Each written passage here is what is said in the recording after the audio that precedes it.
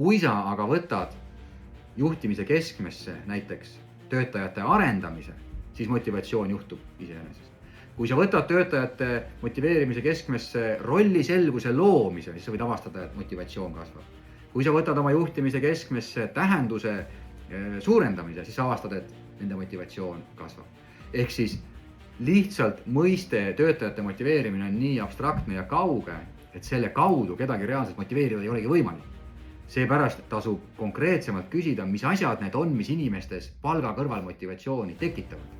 Ja me vaatasime seda siis sellises 5-astmelises süsteemis, kus palk on ju elementaarne ellu jäämise vahend. Mul on vaja seda, et oma arved ära maksta, toitu osta. See on ju vajalik.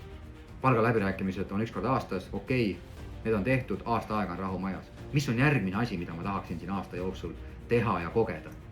Ma tahaksin midagi ära teha, ma tahaksin ennast teostada. Ma tahaksin tunda, et ma olen saavutanud midagi. Okei, väga hea, sellega hakkame tegelema. Mis järgmine on?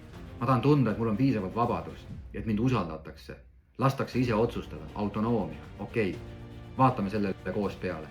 Mis on järgmine? Ma tahan tunda, et meil oleks selline meeskond, kes tõesti hoiab kokku, kes tõesti usaldab üksteist, kus me tõesti saame asjadest rääkida. Ja ma tahan olla liige sellises nii-öelda võitjate meeskonnast, kes tõesti saab hakkama nende asjadega, milleks nad on siia loodud. Okei, tegeleme sellega.